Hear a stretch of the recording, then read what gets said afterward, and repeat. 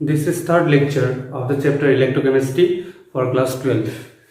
So already ना हम लोग स्टैंडर्ड सेल पोटेंशियल कैसे निकालते हो तो हम लोग सीख गया कि स्टैंडर्ड कंडीशन कॉन्सेंट्रेशन 1 मोलर होना पड़ेगा एंड टेम्परेचर 298 ओके, और गैसेस के लिए प्रेशर 1 बार।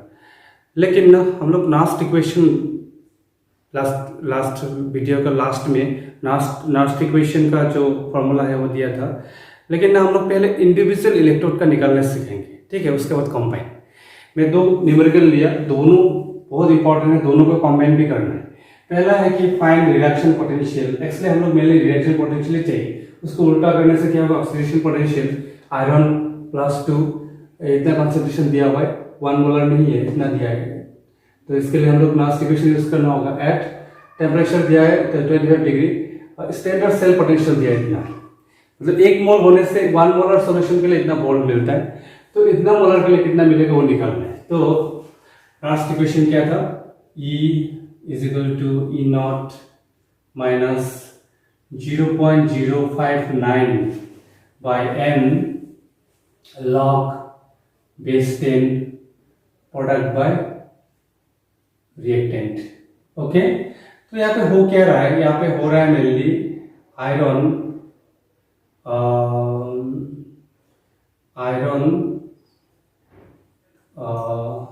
+2 से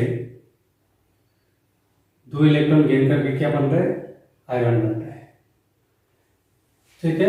आयरन +2 2 इलेक्ट्रॉन गेन करके क्या बन रहा है, आयरन बन रहा है। तो इस केस में आप देखो E is equal to Fe+2 से Fe बन रहा है, और स्टैंडर्ड पोटेंशियल हो जाएगा Fe+2 से क्या बन रहा है, Fe बन रहा है माइनस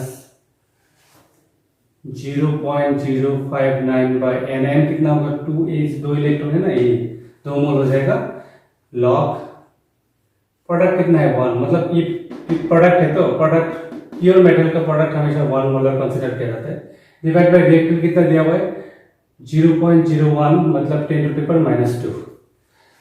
सो E मतलब ये रिडक्शन पोटेंशियल होगा, हाँ रिडक्शन पोटेंशियल, स्टैंडर्ड नहीं। स्टैंडर्ड के लिए तो हम लोग सिंपल है, लास्ट इक्वेशन यूज होता है सब, स्टैंडर्ड नहीं, ठीक है। एनी कॉन्सेंट्रेशन के लिए, एनी टेम्परेचर के लिए, तो ये नॉर्मल इलेक्ट्रोड रिडक्शन पोटेंशियल है इलेक्ट्रोड का, एक इलेक्ट्रोड का, ठीक है। तो E Fe+2 से क्या बन रहा है, Fe बन रहा है, ये कितना दिया हुआ है -0.45 माइनस 0.059/2 इंटू 2, इसको कैलकुलेट करो, मिलेगा आपको -0.509 वोल्ट। रिडक्शन पोटेंशियल कितना मिला इलेक्ट्रोड का, -0.509 वोल्ट। अभी देखो और एक क्वेश्चन दे रहे, find reduction potential, reduction and oxidation potential chromium से क्रोमियम +3 इतना कॉन्सेंट्रेशन दिया हुआ है एट 25 डिग्री सेल्सियस। यहाँ पे भी क्या हो रहा है, हम लोग रिडक्शन पे लिखेंगे, रिडक्शन वाला ही लिखेंगे मेनली, ध्यान से देखो। क्रोमियम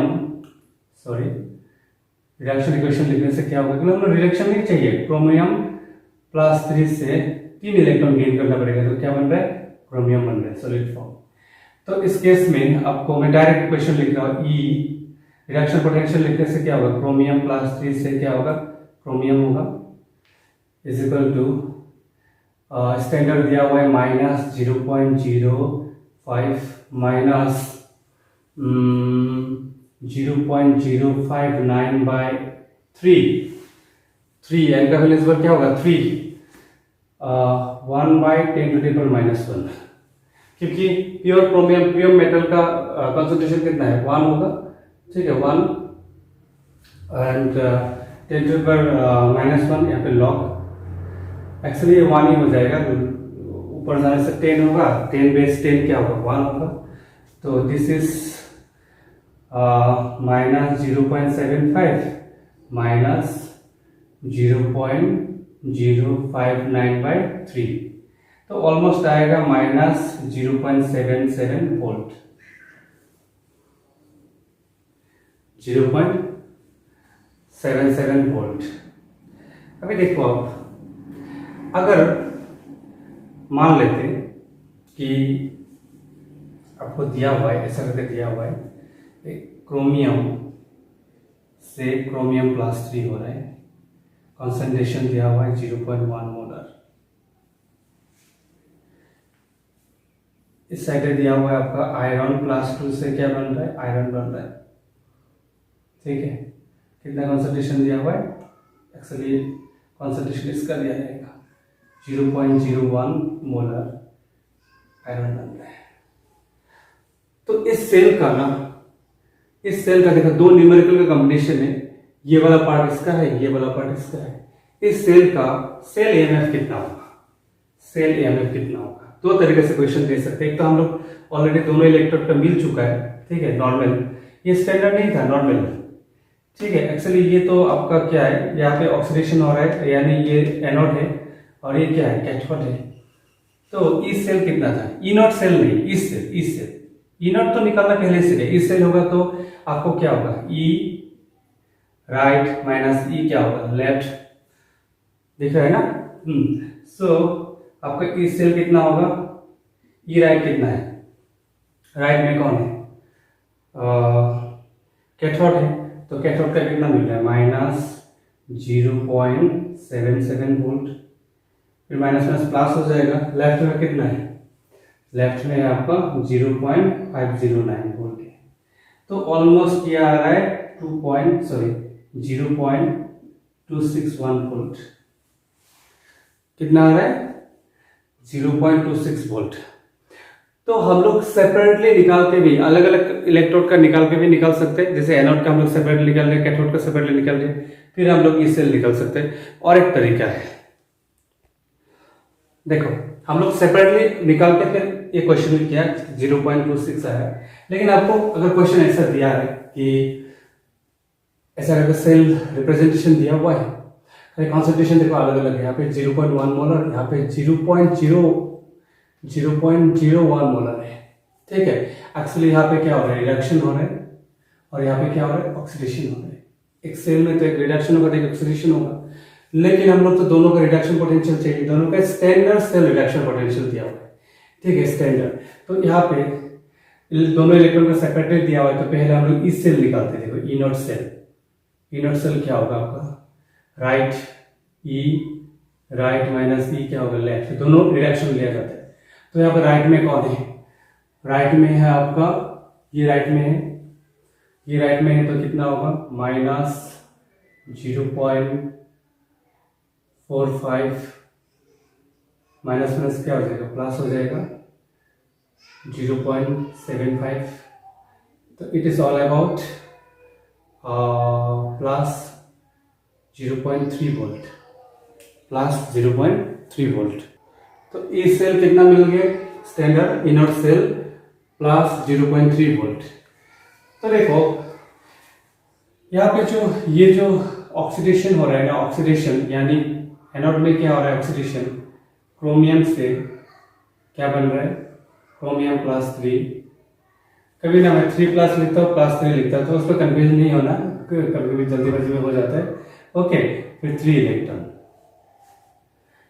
फिर नेक्स्ट यहाँ पे क्या हो रहा है, आपको रिडक्शन हो रहा है, यानी रिडक्शन हो रहा है तो आयरन +2 इलेक्ट्रॉन आयरन बन रहा है, ये आयरन सॉलिड फॉर्म में, ठीक है, सॉलिड फॉर्म में, यानी आयरन का रिडक्शन हो रहा है, क्रोमियम का ऑक्सीडेशन हो रहा है। तो मैंने क्या किया, बैलेंस करने के लिए ना यहाँ पे ×3 कर दिया। तो यहाँ पे 3 इंटू करने से क्या होगा, 3Fe+2, यहाँ पे 6 इलेक्ट्रॉन होगा, ठीक है, पूरा 3 इंटू किया, यहाँ पे भी 3 इंटू करना पड़ेगा, 3 आयरन, ये एक्वस होता है, सॉलिड होता है, सब लिख लेना। फिर इसको भी हम 2 से इंटू कर दिया, 2 से इंटू कर दिया, यहाँ पे 2 से इंटू करने से सबको पूरा इक्वेशन को इक्वल करने के लिए, हाँ, इधर होगा 2 क्रोमियम, इस साइड में हो जाएगा 2 क्रोमियम +2, 6 इलेक्ट्रॉन। फिर दोनों को ऐड करते हैं, इसको और इसको ऐड करने से क्या होगा आपका, यहाँ का इलेक्ट्रॉन क्या हो जाएगा, कैंसिल हो जाएगा। तो इस साइड में होगा आपका 2 chromium plus 3 iron plus 2 is equal to, उस साइड में क्या होगा आपका 2 क्रोमियम प्लस 3 प्लस क्या होगा 3 आयरन। समझ में आ रहा है? ये इक्वेशन का वो लिखना आना चाहिए। अभी देखो इनपुट जो कॉन्सेंट्रेशन है, ये तो 1 मोल है प्योर, ये भी 1 मोल है, इसको नहीं लेना है। इनपुट का कॉन्सेंट्रेशन कितना दिया हुआ है देखो तो, आयरन का कितना दिया हुआ था 0.01 मोल। इसका मतलब है क्या हो जाएगा आपका 3 इंटू 10 टू द पावर क्या होगा -2, ठीक है। इसका कॉन्सेंट्रेशन दिया हुआ है 10 टू द पावर -2। यहाँ पे जो 3 है ना, यहाँ पे पावर में जाएगा, हाँ ये बाद में लिखूंगा। मतलब इसका कॉन्सेंट्रेशन कितना है 10 टू द पावर -2, इसका कॉन्सेंट्रेशन कितना है 10 टू द पावर -1। ओके, अभी देखो ये है आपका प्रोडक्ट, ये क्या है रिएक्टेंट। अभी नास्ट इक्वेशन लगाते हैं। तो ई सेल स्टैंडर्ड नहीं है कोई भी कॉन्सेंट्रेशन के लिए, इज इक्वल टू क्या होगा E not cell minus 0.059 by n log product by reactant base 10। So E cell is equal to क्या होगा, इनर सेल कितना मिला है 0.3 वोल्ट माइनस 0.059 बाय 6, कितना इलेक्ट्रॉन था 6 लॉग बेस 10, ऊपर में होगा 10 टू द पावर -1 पावर 2 होगा ना, ये कोफिशिएंट 2 है ना पावर 2, और नीचे होगा 10 टू द पावर -2 पावर कितना होगा 3। So this is equal to 0.3 minus 0.059 by 6, ये हो जाएगा 10 टू पावर -6, ऊपर में -2 प्लस हो जाएगा यानी 10 टू पावर 4 होगा log 10 यानी 4, दिस कम 4। अभी इसको कैलकुलेट करके देखो, आप कैलकुलेट करके देखो आएगा 0.26 वोल्ट। उसमें भी 0.26 वोल्ट आया था ना, इसमें भी ये शॉर्टकट मेथड हो गया 0.26 वोल्ट, ठीक है। तो आपको ऐसा करके लिखना आना चाहिए, पहले वो भी करना पड़ेगा, बैलेंस भी करना पड़ेगा, बैलेंस नहीं करने से गड़बड़ हो जाएगा। यानी कोई भी कॉन्सेंट्रेशन के लिए आप क्या कर सकते हो नास्ट इक्वेशन, लेकिन टेम्परेचर हमेशा 25 डिग्री दिया है, जितना भी टॉप देगा ना 25 डिग्री दिया रहेगा। इसमें लेकिन प्रैक्टिस बहुत जरूरी है, पूरा समझना है, नहीं तो गड़बड़ हो जाएगा। सो नेक्स्ट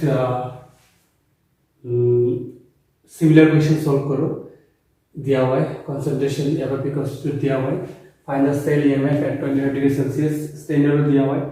पहले तो आपको नेक्स्ट इक्वेशन, खाली आपको कंफ्यूजन होगा कि इसका इक्वेशन लिखना है, इसका भी इक्वेशन लिखना है, बैलेंस करना है। एन का वैल्यू कितना होगा वो मेन है, क्योंकि देखो यहाँ पे तो आसान हो जाएगा, क्योंकि देखो यहाँ पे +2 है तो यहाँ पे भी क्या +2 है, बैलेंस करना उतना टफ नहीं है। आंसर मैंने लिख दिया, E cell is equal to 0.56 volt, ठीक है। और नेक्स्ट है, ये एनसीईआरटी बुक में दिया हुआ है क्वेश्चन, इसको भी सॉल्व करना, ये क्वेश्चन बोर्ड में भी आता है। A galvanic cell consists of a metallic zinc plate immersed in 0.1 molar zinc nitrate solution and the lead plate in a 0.02 molar lead nitrate solution. Okay. Zinc nitrate है और क्या lead nitrate. Calculate the EMF of cell at 25 degree Celsius. Write the chemical equation for reaction. वो भी आसान है, chemical reaction भी standard दिया हुआ है, आपको लास्ट इक्वेशन यूज करना है। मैंने जो पहला इक्वेशन जो दिया था ना, जो डिटेल्स बताया मैंने पार्ट फिर एक साथ, वो अगर समझ में आएगा तो you can solve any question. इसको भी सॉल्व करना, find EMF of cell at 25 degree, silver to silver plus, और एक और सिल्वर प्लस टू सिल्वर। अभी देखो इसका ई सेल जीरो होगा क्योंकि दोनों सिल्वर ही है, खाली कॉन्सेंट्रेशन अलग अलग दिया हुआ है। कंसंट्रेशन अलग अलग दिया है तो आपको अलग अलग कंसंट्रेशन में तो वो होगा, क्या होगा, सेल डिफरेंस होगा, पोटेंशियल डिफरेंस होगा। बट अगर दोनों इक्वल इक्वल होगा ना, दोनों अगर प्लेट सेम है तो कोई इलेक्ट्रॉन का मूवमेंट नहीं होगा, तो ये सेल क्या होगा आपका जीरो होगा। अगर नहीं भी दिया रहेगा ना तो आपको इसको जीरो मानना है, तो इसको भी सॉल्व करना। Next, derivation of Nernst equation from thermochemistry. याद करो थर्मोकेमिस्ट्री में फॉर्मूला था delta G is equal to delta G not plus R T 2.303 R T log product by concentration of reactant. अगर देखो डेल्टा जी का जगह हम लोग क्या लिख सकते हैं, minus n F E cell, इसमें क्या लिख सकते हैं, minus n F E not cell, ये स्टैंडर्ड है, plus 2.303 R T log concentration of product divide by concentration of reactant. Actually यहाँ पे log 10 बेस क्यू था क्वेश्चन, वो तो यही होता है, सेम ही होता है, सबको ना माइनस एन एफ से डिवाइड कर दो तो क्या होगा, E cell is equal to क्या होगा, ई नॉट सेल माइनस हो जाएगा, माइनस एन एफ से डिवाइड करने से आपको आएगा 2.303 R T by n F log product by reactant. ये तो मेन इक्वेशन है। अगर एफ पुट करोगे, आर पुट करोगे, टी पुट करोगे तो तरह सिंप्लीफाई हो जाएगा equation, that become E cell is equal to E not cell minus 0.059 by n log base 10 product by reactant. Very important. Derivation से इससे भी कर सकते हो, प्रॉब्लम नहीं है। तो नेक्स्ट